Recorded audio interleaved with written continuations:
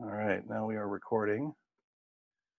Um, my name is Christian Wynn, and I'm the teaching minister at Colonial Church. I think a lot of you I know. Some of you we have had some interactions, and some of us I was just starting to get to know you, and then all of a sudden we were all put in our homes. So we'll have some time, hopefully, as things evolve, to kind of get to know each other better and better over the coming months. Hopefully, as things change.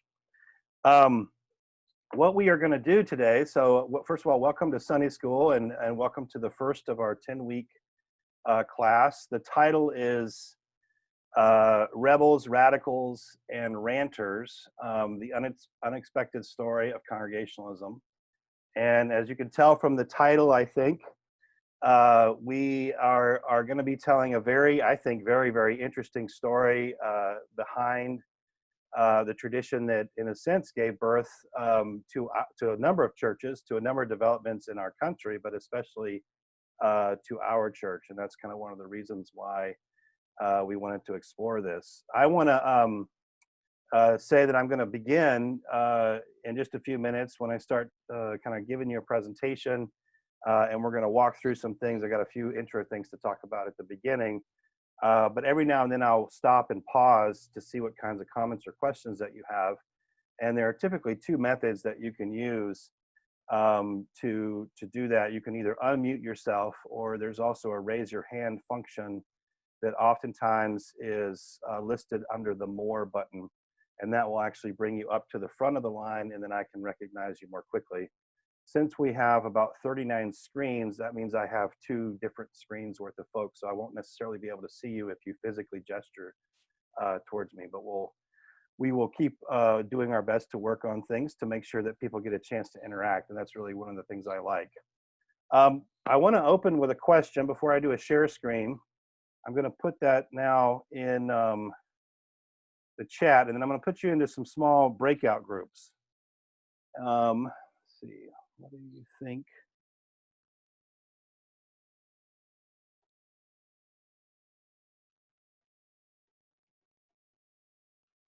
Give me 1 second here.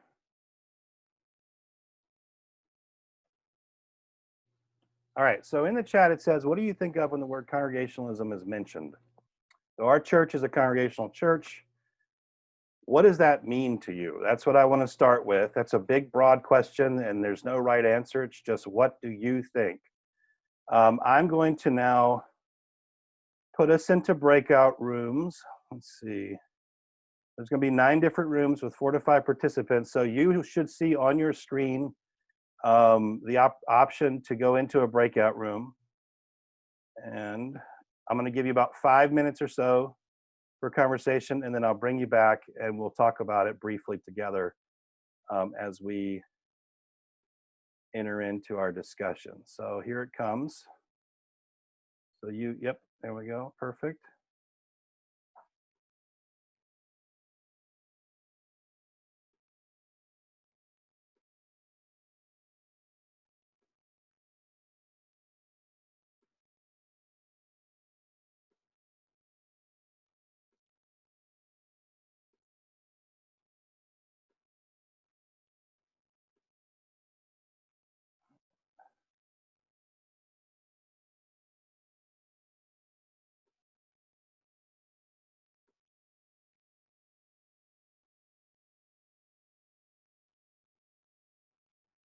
Okay, so it looks like there's still a few folks here. So if you can see on your screen, unless you're on a phone, that can sometimes be difficult, but I put you into groups to just talk briefly about the word.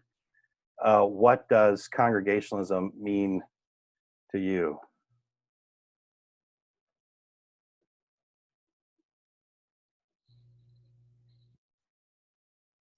Here, perfect.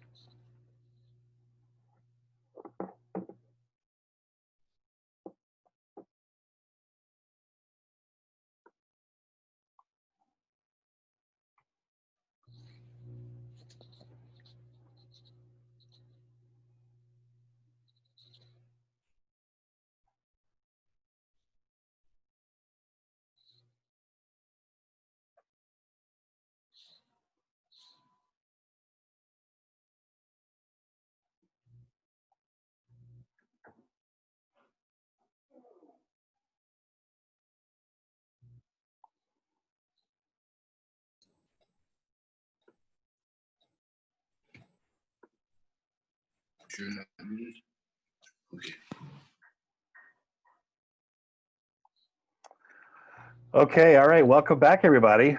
Let me go ahead and share my screen here very quickly.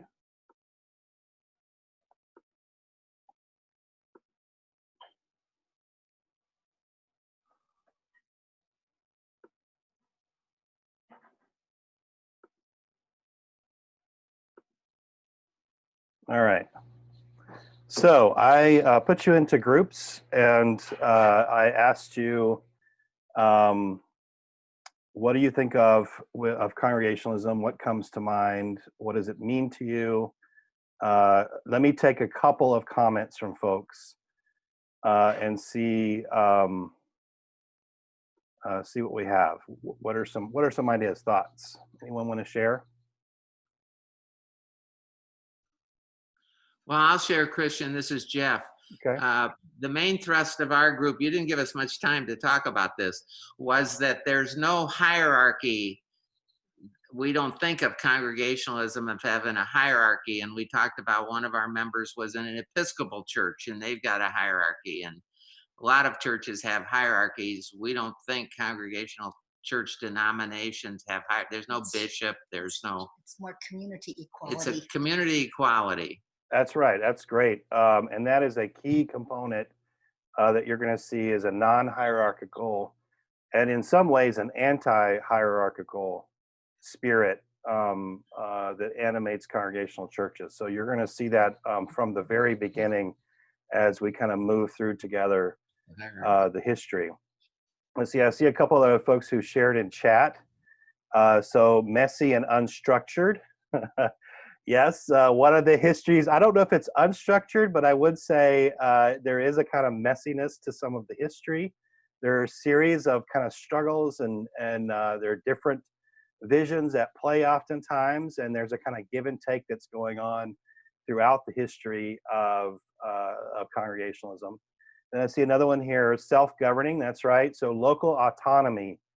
The autonomy of the local church, which is a component part of that anti-hierarchical element, and the laity as a whole having a significant voice in the governing of the church in a variety of ways. And as I hope as you're able to see as I kind of move through our time together, that this was quite a revolutionary proposal, and it was feared not only in church circles, but also in sort of governmental circles as well.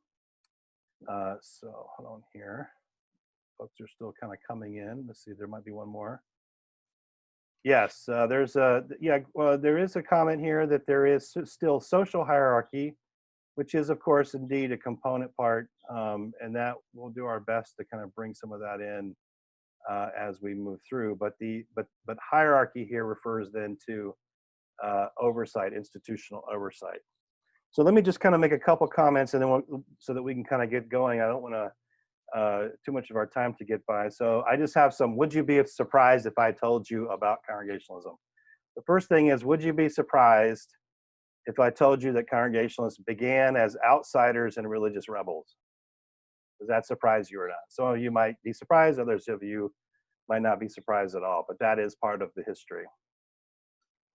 Would you be surprised if I told you that there is no single Congregationalism, and that that's one of the actual challenges that our history gives to us is competing visions, and in a sense it's left up to each local embodiment of Congregationalism to figure out what it's going to look like in that particular time and space.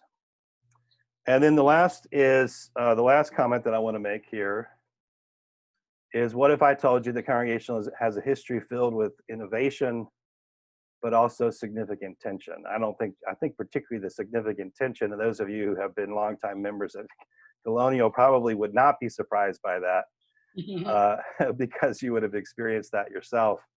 But I kind of partly want to tell you that the experience of that is part of the burden or the blessing, you might also say, of being congregational, of carrying that with ourselves. See, there are a couple questions here. I'm going to have to leave some of the questions until a little bit later, and I'll pause us at a certain point in time. All right, so moving us on. Why are we having this class? What's the purpose of doing this? And I'm going to give you two kind of broad reasons. They're pretty straightforward. One is our own history, and I mean the history of this particular church, and what is the tradition that feeds it. We are ourselves shaped by certain strains that come out of different aspects of Congregationalism, and I'm a firm believer that it's best to have a connection. You don't necessarily have to be exactly what they were in the past, but to have a connection to your roots so that you can nourish the living plant or organism that you continue to be. So understanding the history, understanding the traditions and the dynamics and the arguments is in part a task of understanding ourselves, right? I mean, just think about yourself. When you think about who you are, you don't just think about who you are right now, you think about who you have been over time and how you've gotten to that way, and what are those parts of you that are with you and those parts of you that have changed. So this is very much a part of that. The second element here is the really outsized role that our tradition has played in the story of religion in North America. So I say here the Protestant story in North America. Now it's true, the Congregationalists really are, in a sense, the first significant. They're not. I mean, I guess you could make an argument down in Virginia, but that colony down in Virginia that precedes the colony in Massachusetts is not as religiously motivated, and so it doesn't become as central to their identity as it does in Massachusetts. And Congregationalism becomes sort of the in some ways the first expression of Protestantism within the English context, certainly in the New World, but over time, Congregationalists get eclipsed. I mean, we become a very small player once we move up into the 19th century, just in terms of demographic size, and yet our tradition has really played an outsized role in shaping the direction of Protestantism more broadly in the United States, and one could even say has made a significant contribution to the political culture in the United States as well. And so, in other words, just to understand the broader milieu that you live in North America, you need to have some grasp of this tradition because it's going to connect you to that. So understanding ourselves, that's probably the most important reason. And then the second reason really is this broader story. It connects to broader movements and motions and things of that nature. Last thing to note is just our itinerary and method. This is going to be a story that's primarily focused in the United States or in North America, depending on the time frame that we're looking at. But it is going to have a transatlantic element to it, particularly at the beginning. So we're going to be starting our story in England and spending a little bit of time on the continent. And then our methodology, sort of the assumption here, is that we're going to be moving through the history, not just to understand the history, but also to help surface some of the dynamics and tensions. And that's the place where I think we can try to draw little nuggets that help us to understand ourselves and maybe even think about where do we want to go as we move forward into the future. All right. So let me stop there and see if there are any comments or questions before we jump in and begin talking about the English Reformation. All right, that's actually good news, at least here at the beginning, because I think the really good questions are going to start popping up as we move through. So as I mentioned, our story really starts in England, on the continent. And it begins with effectively the English Reformation. I'm going to give you a pretty significant, quick overview of this Reformation. The first thing I can tell you, one of the reasons why I'm going to do this quickly, is if I can, is because this is really a mess. And I've taught classes on the Reformation period in churches and in university settings, and the most difficult Reformation chapter is the English Reformation chapter. because things are back and forth, and they make a move towards being Protestant, and then they make a move back towards being Catholic. And so there are ins and outs. There are no sort of characters who are clearly, like, we can get at their motives in a clear sense. As I say, I talk here about the opaqueness of folks. And then there are different visions of reform that are in competition with one another. The other thing about this that makes it a complex mess is that typically when we talk about Reformation, we are talking about something that looks like it's Protestant. And Protestant means protesting essentially against the Catholic establishment. And typically we would think somewhere along the lines of Luther or Calvin, right? That they broke away in a significantly for doctrinal as well as practical reasons. Well, if you go through the English Reformation, you figure out that it really is not motivated initially as a Protestant, like moving in a doctrinal direction, so much as it's an attempt by the English crown in particular to free itself from control by the Pope and papal establishment, represented by the Catholic Church in England. Later on, I think we can say, as you'll see as I kind of move through some of this history, it becomes somewhat more Protestant. And actually that then becomes a point of contention. Is it Protestant enough? And this is where the earliest Congregationalists are going to come in and they're going to say, no, it is not Protestant enough. And so their motivation will become clear. So this is why we're going to do some of this background rather quickly here. So one thing to note is that, and I always like to put this to Protestants in particular, is to realize that we did not invent the notion of reform. Reform goes back well into the medieval period, at least to the 12th century. And in fact, some of the greatest people who advocated reform before the Protestant Reformation were popes. So there are several early reforming impulses that are informing what is going on in England. You may have heard of figures like John Wycliffe. If you have not, John Wycliffe was an Oxford scholar who argues some positions that are very similar to Luther, but he does so about 60, 70 years prior to Luther. Then Wycliffe is followed by figures known as the Lollards. They are called Lollards because that word was sort of a slang word for babblers. And these are basically just average lay people who travel around the countryside preaching. So they are an expression, in a sense, of a democratizing sense or force where the laity should have a more robust role in the life of the church and certainly in the preaching of the church. So this is going on, you know, as I mentioned, at least 100 years prior to what's happening in our time period. Just before we get up to the actual Reformation with Henry VIII, there's another figure who's of some significance, John Colet, who's a scholar at Oxford. He's a humanist, a Catholic humanist. And he actually, if you've ever heard of Erasmus, he is actually the figure that Erasmus will study under. And Erasmus will take the things that he learns from John Colet, bring them to the continent, and they will in turn inform Luther, who will then utilize some of those things, particularly the ways of reading the Bible, humanist ways of reading the Bible. The last figure to mention before we turn is a man named William Tyndale. Tyndale is important here because of his work, his labor in translating the Latin Bible into English, into a readable English that would be accessible to more people. His New Testament is completed in 1526. In 1525, he is expelled from England.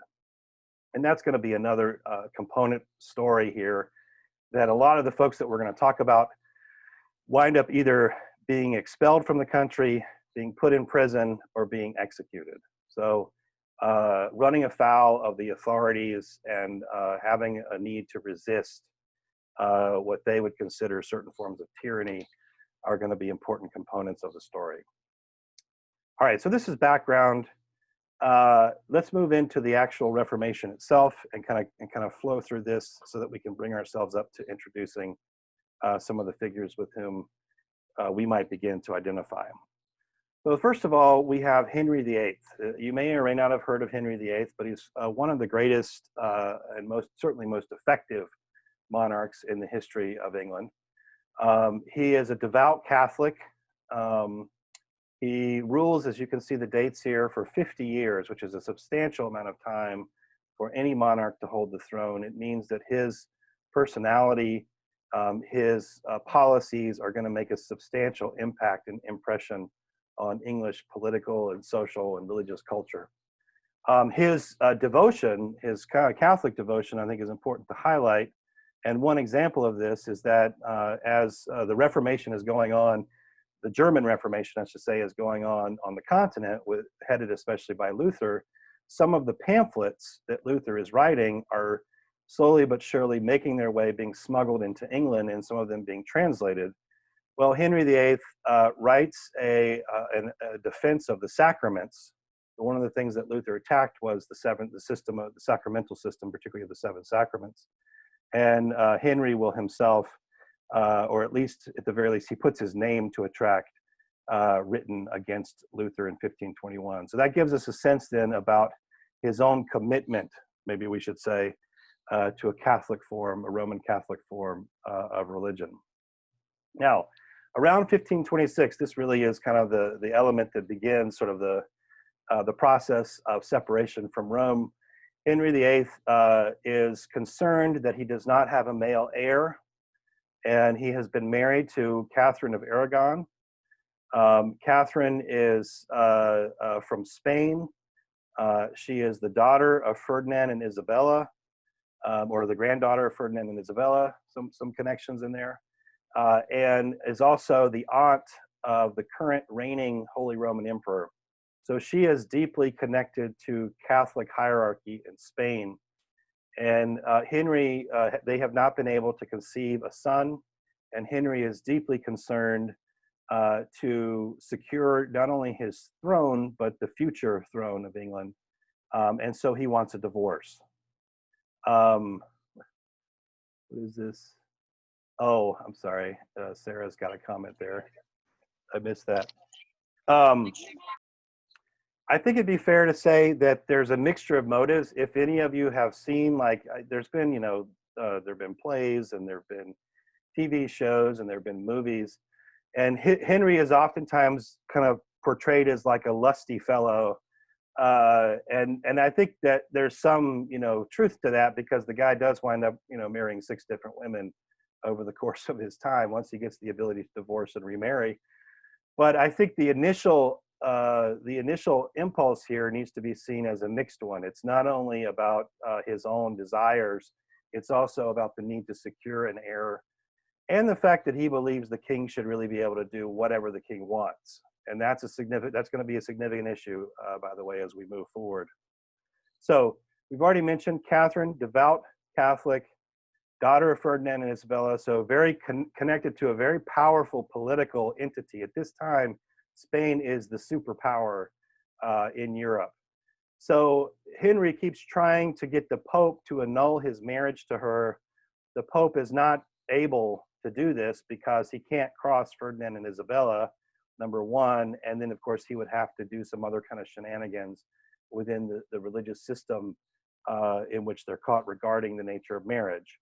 So eventually Henry, having put together a think tank of scholars, decides that it's time to begin to disentangle the English church from papal authority. And so that then begins a period of what we might call the papal disestablishment. So we're going to have a church, and it's going to actually, as you'll find out, it's going to wind up still having a significant Catholic component to it in terms of certain conceptions and practices, but it's no longer going to be under the thumb or the authority of the Pope. All right. And we can look at 1532 to 1534 as the time in which this is going on. The most important developments that happen here is especially the Act of Supremacy.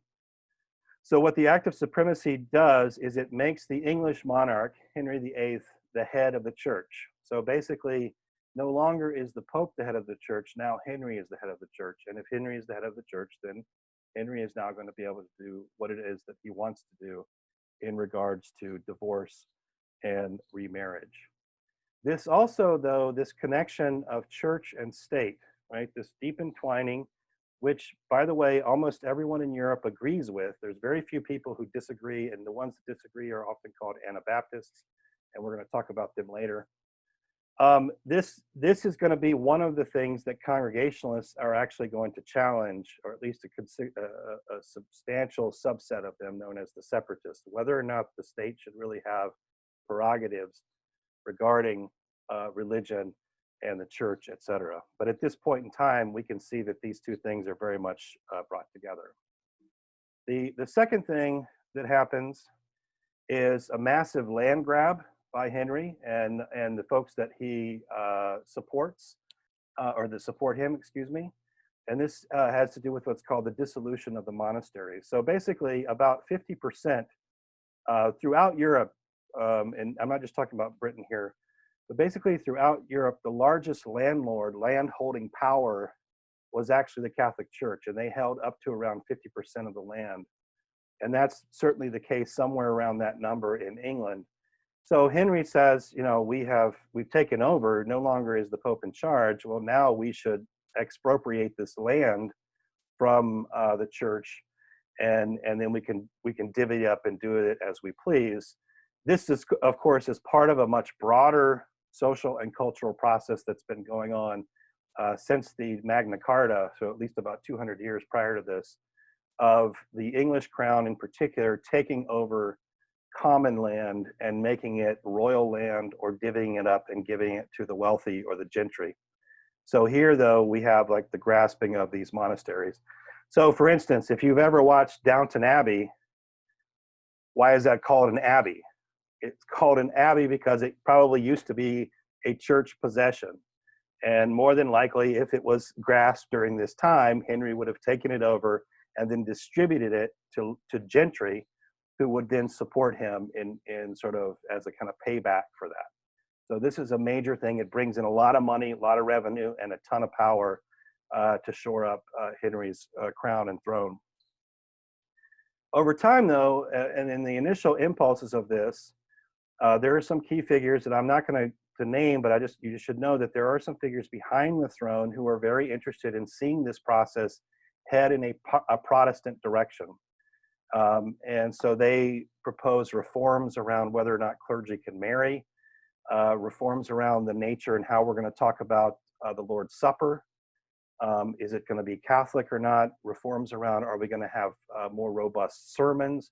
Are those sermons going to be preached in Latin or English? Are we going to make available to people the reading of Scripture? All that stuff is sort of going on in the background, and there are some folks, a faction, that are pushing for that. Well, eventually, because of the deep Catholic sensibilities of Henry, he is going to push back on that. And he's going to say, no, we are not moving this church. This is not a Protestant Reformation.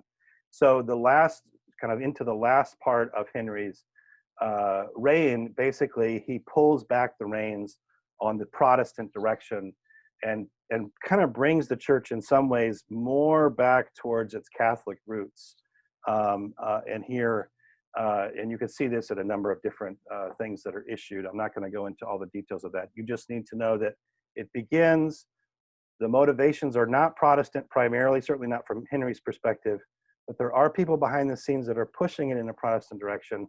But Henry himself is very concerned about this and will eventually push back on that. All right, let me stop there for just a second.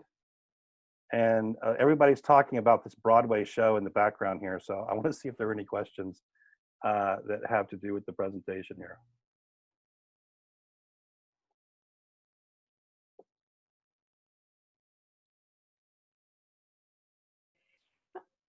I'm getting a lot out of this. That's all I'm just going to say. I appreciate the background that is going to lead to that broader discussion. Thank you. Yeah, absolutely. Absolutely.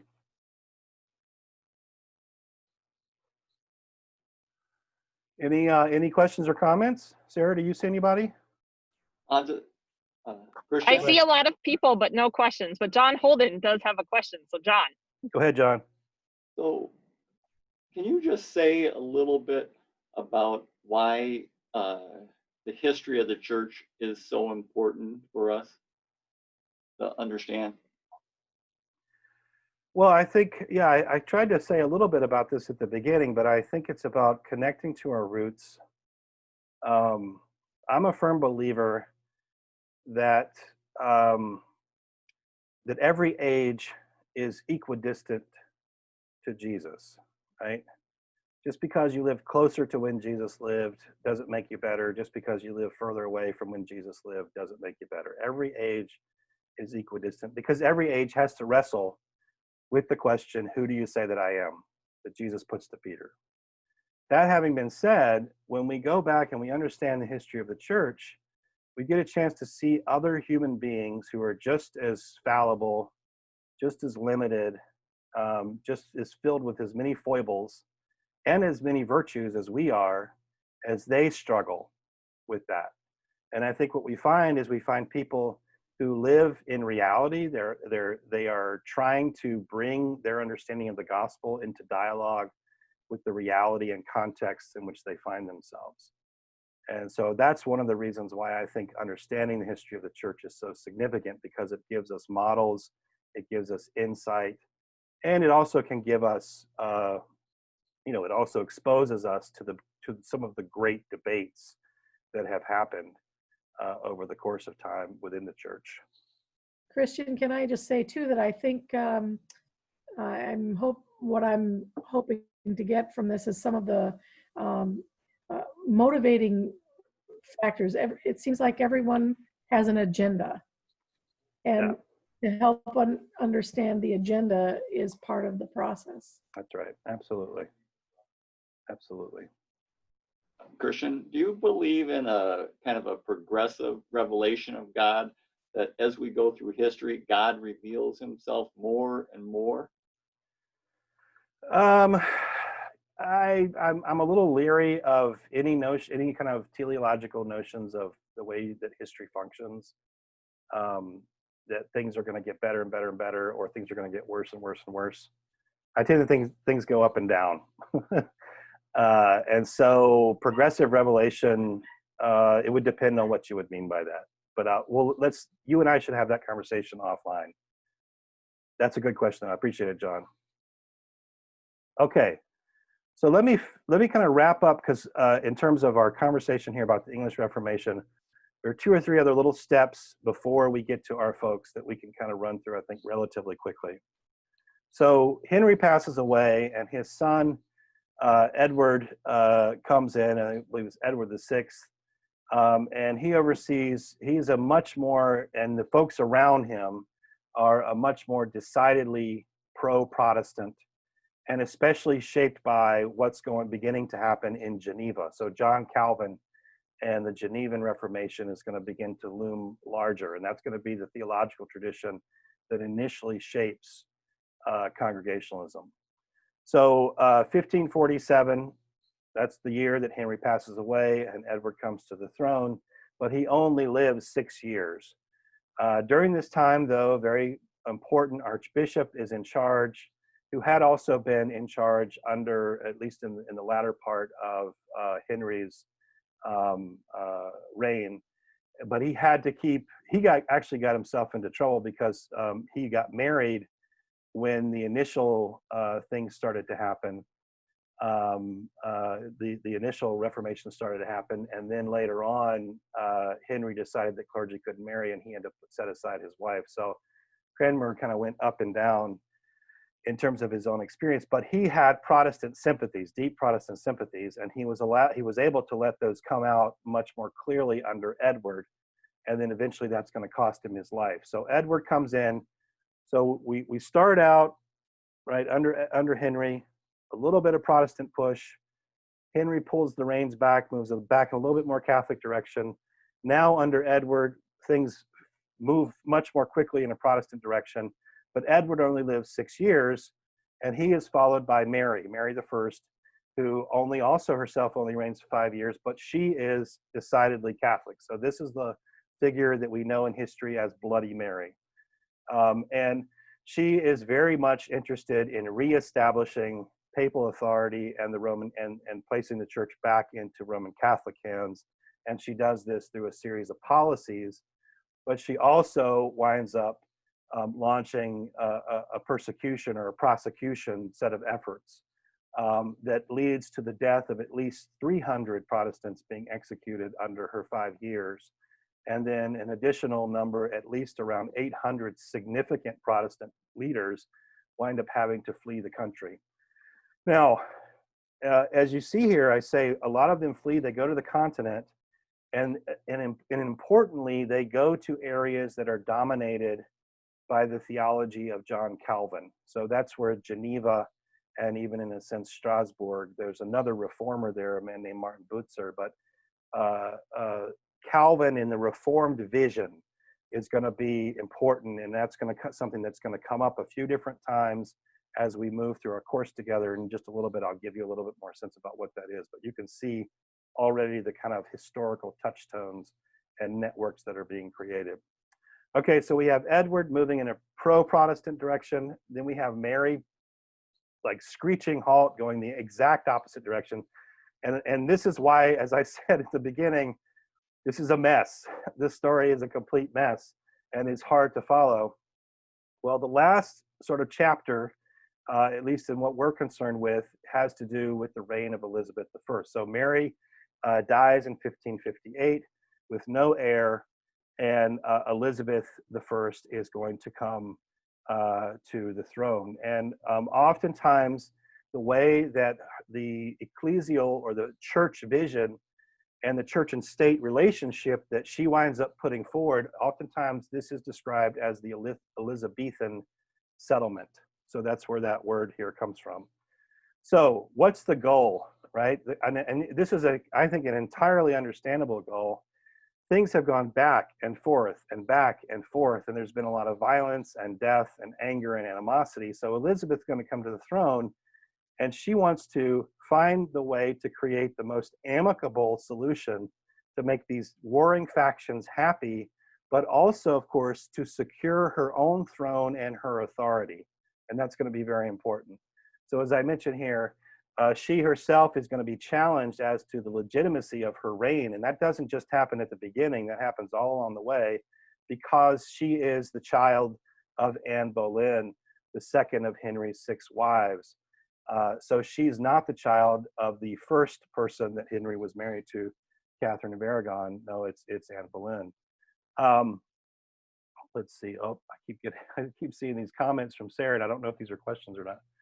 So she puts this forward, and we have a series of acts that occur not long after she comes to power. The two most important ones for our story is the Act of Supremacy, which is basically a reiteration of the earlier one, which says that Elizabeth is the head of the church. And the second one is the Act of Uniformity, which says that everyone is supposed to conform to the prescribed modes of worship put forward in the English Book of Common Prayer, the 39 Articles, and the various practices that the bishop or archbishop is going to oversee. So these are the two things. The state, in the person of the monarch, is in charge of the church, and you are required to conform, right, to that shape and form. Okay, so those are the two elements, and the idea is to utilize these as key tools to secure both royal supremacy. And all the monarchs believed that they had to be in charge not only of their society, but also of the religion within there, because it was so important in the shaping of the social order. And she wanted to make sure then that people were not nonconformists, because that could be potentially also a political challenge as well as a religious one. All right, so that's our story at the beginning. Now come the earliest figures who we might say are sort of proto-Congregationalist type folks. And these are the folks that oftentimes are described as the Puritans. So as I say here, enter the Puritans. So Elizabeth comes to the throne with the death of Mary. Everybody kind of knows that Elizabeth has Protestant sympathies. And so a lot of the people who had been exiled, they begin to come back to the country with a lot of hope They are really, really excited about the possibility of finally completing the Reformation process that had begun in some ways under Henry, and that had been moved further under Edward, but had obviously hit a serious roadblock under Mary. We have then in the late 1550s and into the early 1560s, two very important publications. One is the Book of Common Prayer. And this revised Book of Common Prayer removed a very controversial formal prayer that was too Catholic. And so a lot of people were like, oh, okay, that's good. That looks more Protestant. And then the 39 Articles of Religion, if you read them, they sound pretty Protestant. So all of this stuff looks a lot like what we got under Edward. But there are still folks who are not satisfied that that is enough, that that was Protestant enough. All right. So one way I think of describing this is to say that in doctrine, this reform, this vision is Protestant, but they're going to retain certain Catholic forms. So in other words, what are those going to be? Things like when you go up and you receive the Eucharist, you have to kneel. Or when the priests, when they are performing services, they're going to wear very elaborate vestments. Well, these are things that are being critiqued by other Protestants as being idolatrous. And so this is why some folks are kind of concerned that we're not moving quickly enough in the Catholic direction. And most importantly, particularly from the perspective of the continent and Geneva, is the idea of an episcopal structure. So episkopos is simply the word for bishop. And episcopal really just means a hierarchical structure where you have priests who report to bishops, who report to an archbishop. And the archbishop really is the person who calls the shots. And so power, in other words, flows from the top down. And that, it shouldn't surprise you in some ways that that would be the structure, because that's also the structure in society, all right? So those are elements, those are all gonna be elements eventually that are gonna be challenged by this group of folks called Puritans. And I think we can say, certainly if we take into account the whole of Elizabeth's reign, that she is primarily concerned about conformity and loyalty as opposed to personal religious experience or conscience. Like, she's just not as concerned about those things, about having, you know, like, I have a living faith that requires me not to kneel for the sacrament, or why are we supposed to submit ourselves to the bishop, etc. We want to hear people preach more, or whatnot. She's not as concerned about that. What she's concerned is making sure that people are following the rules. All right. And so that's important to keep in mind. All right. So who are these pesky people, the Puritans? Well, one thing I can say at the very outset is that the Puritan movement, and I've learned this myself, kind of relearned it in a sense over the last few months as I've been preparing for this class, is that there is no precise description, particularly in the English context, because this is a very big tent that has to go through a series of struggles to figure out who wants to stay in this tent and who wants to leave. Right? So this is a set of alliances, we might say, as opposed to a homogenous group that knows exactly what they think about something. And that's also going to be a dynamic we're going to see in Congregationalism, by the way. So first of all, Puritanism is not a title that the folks who eventually call themselves Puritans invent. It actually is invented by Catholic opponents of Protestants. And they take up a word from the history of Christianity, Puritan, which had, by this point in time, had heretical connotations, specifically around the Donatists and the Cathars. Now, you don't need to know about these groups, but basically they argued that they were pure and all the rest of the church was impure. And so Catholics who are attacking both the English state church and these group of sort of outsiders, insiders that we sort of call Puritans, they labeled all of them as Puritan initially. So that term, in a way, has to kind of move around to figure out precisely what it means. I've already mentioned to you, it's an incoherent big tent with radical and moderate wings. And it includes a wide swath of people who agree and don't agree on a whole host of things, whether we're talking about should the monarch really be in charge of the church? A lot of them are going to say no. A lot of the other ones are going to say, yeah, there's no reason that she shouldn't. Excuse me, there's going to be others who are going to agree or disagree about how the church itself should be structured. Should we have bishops or not? A lot of them are going to the majority of them are going to say, no, we shouldn't have bishops. But some of them are going to say we should have structures that hold the people accountable. We shouldn't necessarily have a democratic congregational polity. We need to have the ministers still in charge. Then there's going to be different disagreements around doctrine. So you can throw in, there's a whole group of people here, and I won't go into all of them, but the Marian exiles, the people who've been exiled by Mary come back. Among them are people who wind up being committed to Presbyterianism. Some folks from Scotland are going to come down. There's going to be the proto-Congregationalists. There's going to be Baptists. There's going to be Separatists. There's going to be figures who come to be called nonconformists. And then later on, we're going to get even more radical figures called the Levelers, the Diggers, and the Quakers. And none of this is going to be on the exam, so you don't need to know all of these, the ins and outs of these. You just need to know that this really is a big tent that doesn't know exactly what it thinks about everything, and they're not all in agreement. So what can we say in a broad swath about this? We can say, first of all, that Puritanism does emerge as a protest movement against Elizabeth and the Elizabethan settlement. So the one thing that holds them together is that they don't like the direction that Elizabeth has taken the church. They may not agree on exactly what it is that they don't like. They just know that they don't like it, all right? It is also, I think, then should be read as a part of English political culture as an attempt by local people to resist monarchical or state overreach. And that's what I mean, the history of struggle against enclosure. So that's a larger question, but you just need to know that this is a part of that. So a few want to challenge royal supremacy over the church. There are some others in this group who actually want to see the state itself move in a more democratic direction. But that's not everyone. But that will be a component part of the people that we talk about who become Congregationalists. They are also broadly influenced by Fox's Book of Martyrs. And Fox's Book of Martyrs, you may or may not have heard of this, but this is a book. It was basically a collection of some of the martyr stories from the early church.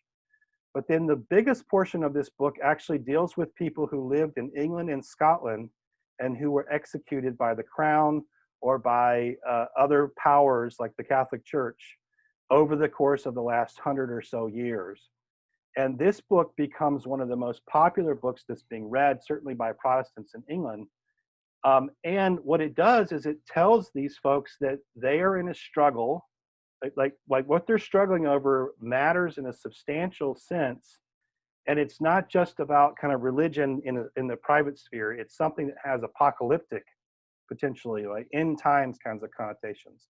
So there's a sense in which persecution is inevitable and is to be expected, right? And all of that is important to see. So in other words, this is a protest movement that has a certain amount of steel in its spine because it knows the fight is going to be difficult. So what can we say? We can also say that this is a movement that's been shaped by the Reformed Reformation, particularly of John Calvin. So Calvin, a couple of other reformers, Butzer, Theodore Beza, these are all key figures that these people are reading and quoting and relying on as they think through what is it going to mean for us to be the kinds of Protestants that we think we are called to be, all right? So there are 3 or 4 things I can include here. You don't have to know all these, but just so you see kind of the basic shape of the Reformed vision. The first is an intense anti-idolatry critique. So Calvin is deeply concerned, and one of his most kind of basic arguments is that the human mind is a factory for making idols. That's what human beings do. We are constantly making idols, idols of ourselves, idols of the things that we value. That's what we worship. So there's a deep desire to critique the idols that we make And of course, Calvin's going to train his sights, especially on certain Catholic practices, but he applies this to humanity broadly. And what that means then is that first and foremost, at the root of this is about what do we worship? And what the Puritans and what Calvin, in a sense, want is a purified worship, a worship that is not aimed towards the idols that we make, that rather is aimed towards the God who truly lives. Right? So that's kind of the basic aim of Calvin's initial vision. The second, of course, and this shouldn't surprise you, is a commitment. How are we going to do that worshiping? How are we going to discern what is an idol and what is not? Well, Scripture is going to become our guide, not so much tradition. They don't reject tradition outright, but it is demoted from having the same significance as Scripture. So, and of course, importantly, I don't want to belabor this point, but at the time, there is a decided belief that only one reading of a text is the correct one. And this, of course, is why everyone's disagreeing with everyone else. Number 3, the visible church is supposed to be a very important instrument that God is going to use in preparing the world and in fighting against idolatry. So visible church is highly significant. There are certain marks of the church, including preaching and sacrament. Alongside of that is placed discipline. The church needs to be itself reformed. Our manners, our way of being in life needs to be reformed. So we're not just supposed to reform how we participate in the Lord's Supper or how we do preaching. We're also ourselves supposed to be reformed. So there's a famous phrase called reformed and always reforming. And there's a belief that all of this is prescribed in the New Testament. That's what the primitivist thing refers to. So this idea that we're trying to reinstitute the New Testament church, right? So that's all their vision. So that's one of the reasons why also they want to reject Catholic tradition, because they're going to say these are innovations. They're not part of the original vision. Lastly is Calvin's emphasis on predestination. This idea, right, that God chooses some to be saved and others not to be saved. Well, the church itself should really only consist of those who are saved. Right? So it needs to be consisting of the elect. If the visible church is really important, we don't want any bad eggs in here. We only want good eggs. So at least in that initial motivation, that's a key component. So that's also going to run into problems down the road. All right, so those 4 marks, that really, I think, comes straight out of Calvin and out of Geneva. There's a final mark that the Puritans are going to add that we're going to come back to later on, and that is this very strong emphasis on experiencing God in the here and now. And that either comes through experiencing God in the event of conversion or experiencing God in and through piety or gathering together. So there's a very strong emphasis on experience, and we'll be talking more and more about that over time, and you'll see sort of some of that stuff come out. All right, last thing we can say, this group finds a hearing, particularly in Parliament, in the House of Commons, and among the public, but it is consistently at odds with both the Crown and the Archbishop, right? Which makes sense because this is, of course, a protest movement over against Elizabeth. All right, I have given you a lot here to chew on. It's 11:59. Rather than jumping into our next figure, maybe I should stop for a minute and see what kinds of comments and questions that we might have. Well, question, I found this very helpful. I think the history helps explains where we are, which is kind of one of my constant beliefs. We had back and forth. I think that the Henry's dumping the Pope for his own secular reasons was the first crack. And then we had back and forth. And I think, I don't know what you mentioned, but Queen Mary was the daughter of Henry's first wife, Catherine, the most extremely Catholic monarch. And a lot of what Mary did was kind of payback for the people who had dumped her mother. And then we swing to Elizabeth, who's just less concerned about theology and more about a stable society. But once we have these constant changes, other groups feel more comfortable to make their own protests. That's right. I mean, and we are heading in a direction of genuine radicalness, which is actually going to like culminate in the execution of a monarch, right? I mean, in a mere, I don't know, 20 years or so, maybe a little bit longer after Elizabeth dies, Charles I is executed, which of course is unheard of. It's one of the first monarchs to be executed in the history, European history by the people. So once the once this radicalism is out of the bag, you can't put it back in. And I do think that this is an element. And so yes, the motivating factor for Elizabeth is very much to settle things down, stable society, but also secure her throne. She is definitely has that agenda. She wants to, her authority should not be questioned. And so some of the figures we're going to be talking about are going to have significant questions for her and whether or not that should be the case. Just one last thing. I mean, your presentation makes clear that where we are religiously and theologically has been driven by people whose motivations were often quite secular and not religious. Right, and I that's a good point, and one that I think the English Reformation shows us that the careful, like, cordoning off of religion from politics that we sort of play at, that we say that we believe, is clearly shown to be false. In this, like that the two things are always wrapped up together, I guess is what I would say, that they're not necessarily easily separable, and this particular one really does give that to us. If you're okay with just a couple of extra minutes, I can introduce you to one figure just to give you a taste of where things are going to go. That sound all right? Just one thought. Okay, Tom, go ahead. The banner at the beginning had the looked like the Pope bonnet, and then the Red Cross and the 5 stars actually. So is that the banner for the Church of England?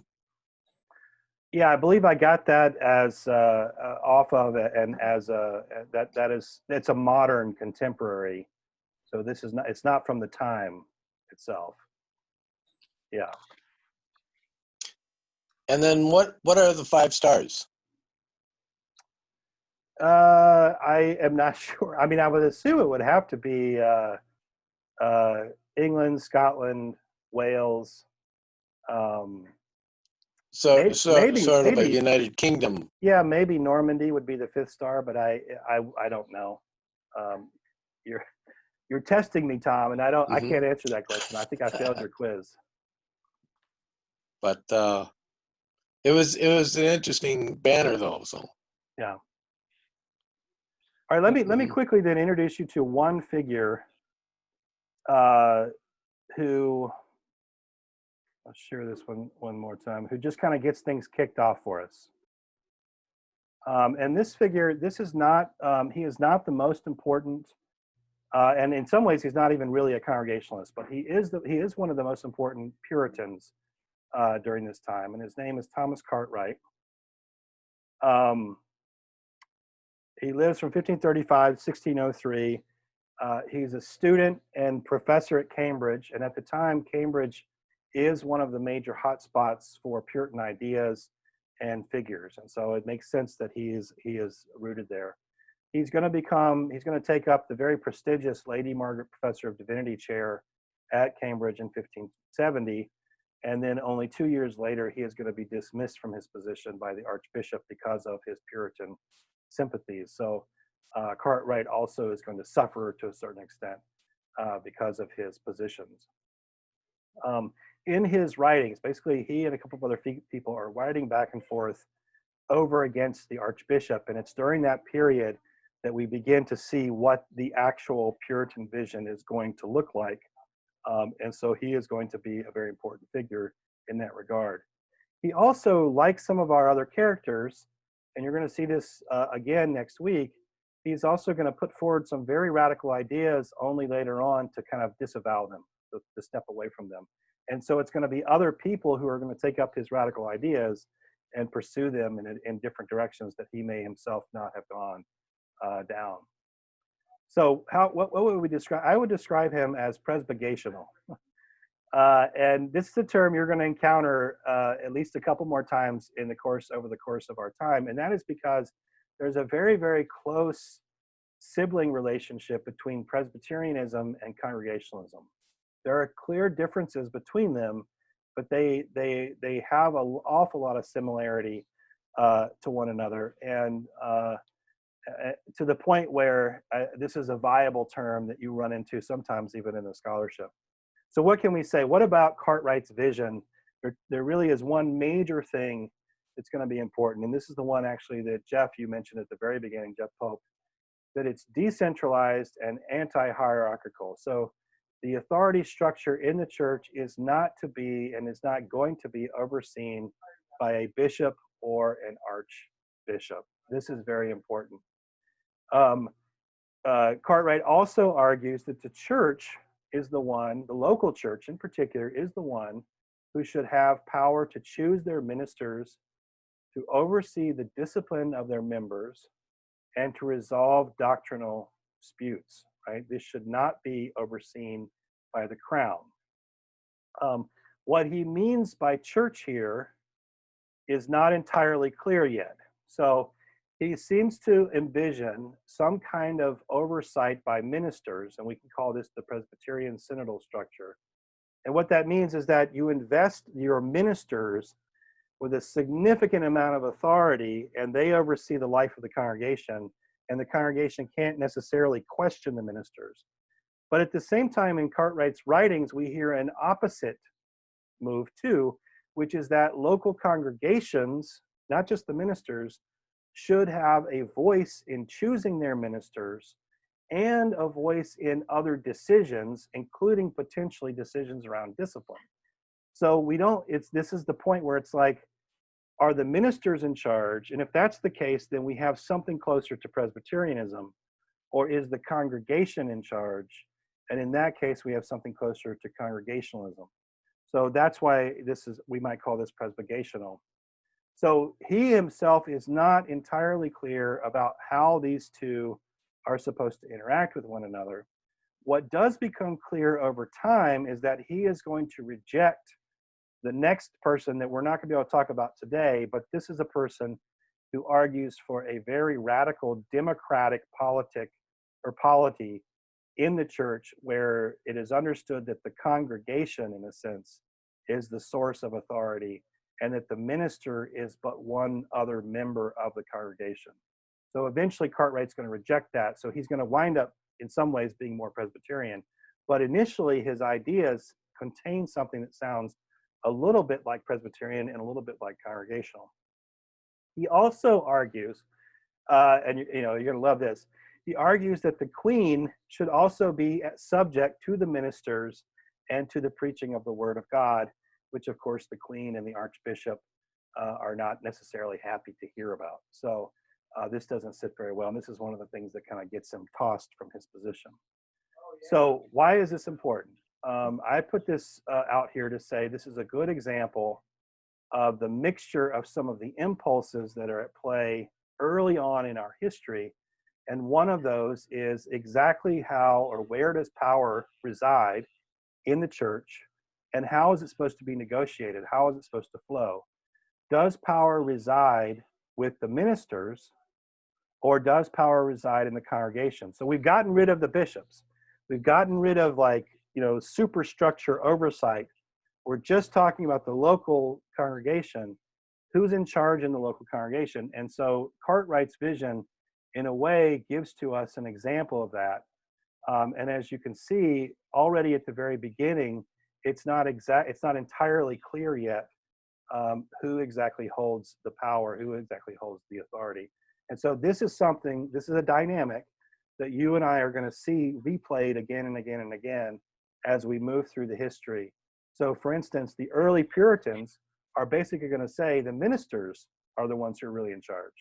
Well, eventually that's going to be repudiated in, as we get into the 18th century, and people are going to say, no, the congregation is really what has the authority. And and there's going to be strengths and weaknesses to each of those, but that's really a central component of the story, and it's there at the very beginning with one of our earliest figures, and the two figures that are going to follow that I'll introduce you to next week. All right, so I appreciate you letting me kind of run that through. I wanted to give you at least one personality and not as much kind of 50,000 feet history. Let me tell you, if there's any kind of final comments or questions, I'll be happy to take those. I think, Betty, did you have a comment? Oh, okay. Christian, I have one. Okay. We lived in Africa for 18 years and rubbed shoulders with the Anglicans. And they're not called Episcopalians. But No. then you use the word Episcopalian or Episcopal. Yeah, Episcopal structure, that's right. And so I'm a little confused on that because you didn't use the word Anglican along the way, which. Yeah, so the Anglican Church has an Episcopal structure, Mm-hmm. right? And the Episcopal Church also has an Episcopal structure. So those would be different, but it just Mm-hmm. means that they have bishops and they have authority that moves from top down. Mm-hmm. But you would have then run into the folks who these early Puritans, at least back in history, were protesting against. Mm-hmm. Mm-hmm. The difference I've heard is the Anglicans are from England, and when it gets to America, then it becomes the Episcopal Church. That's right. Yeah. Jane, Jane, did you the have a comment? rise up of I do. Anglicans? They're coming out of Wheaton.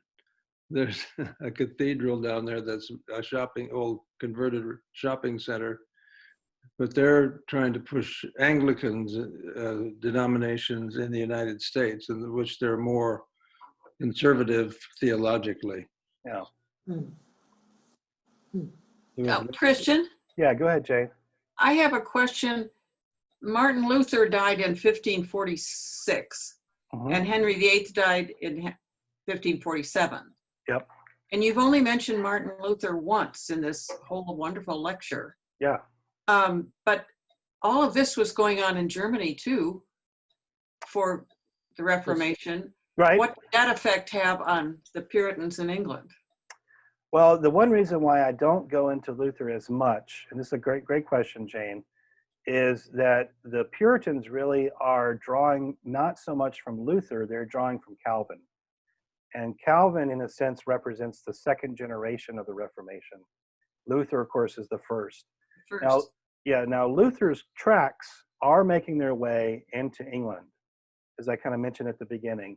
And so Lutheran ideas do make their way, but ultimately it becomes Calvin's approach, which is different in certain kinds of ways. If we went into all the differences, it might take me a while. They hold a lot of things in common, like they hold the centrality of Scripture in common. They hold something sort of like a justification by faith in common. They hold a similar critique of the sacraments. We're only going to have 2 sacraments as opposed to 7. But there are also some significant differences in how they understand. And one of the most important ones is that Luther and the Lutheran tradition allows for bishops, and Calvin in the Reformed tradition rejects bishops. And so that's where you get some of that more leveling kind of stuff going on. Okay. But it's not fully democratic yet. That's where the Congregationalists are going to wind up taking it. Thank you. Yeah. And there's a question I had here from Madison. Why does Cartwright back down on his radical ideas? And that's a great question. I don't know fully, but I think it has to do with the fact that he realized how politically dangerous some of the ideas are going to wind up becoming. And that is in fact true. They are politically dangerous in the sense that they are a danger to the monarchy. And because they move in a democratic direction. And so he's a little bit nervous, I think is what we might say. And it's going to take a number of different interesting developments to happen over time for us to see how that stuff plays itself out. And the American Revolution being one component of that. Yeah. Any other concluding comments or questions? Well, this has been marvelous. Thank you all so much for coming. And I only, I got through, I think, about 3/4 of what I planned, which is pretty good for me. Yeah. I typically overplan. We know that.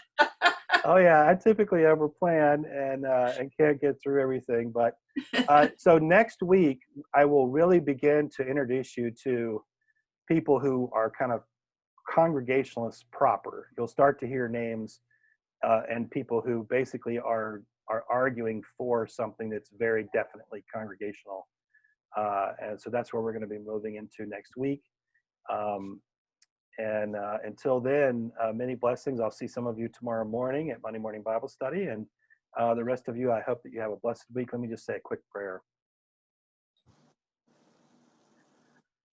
Lord, thank you so much for this day and for the time that we have together to study and to think and to learn and to wrestle with those who've come before us and to try to sympathetically understand their struggles, what it was that they were after, what it was that they were concerned with, and all of that so that we can more fully affirm their humanity and also hopefully see a glimpse of you at work in the world. Lord, I pray that whatever was of use today will go with people and whatever was not will be laid to the side. In your name we pray. Amen. Thank you. Thank you. Blessings Just to all of terrific. you. Thank you. Yeah, and I recorded this, so it will go up on YouTube if you need to go back through, because I know there's a lot of stuff, and the exam's going to be pretty long. So It's so good to see everybody. I know Yeah. it really is. This is great. Mhm. All right, blessings, everybody.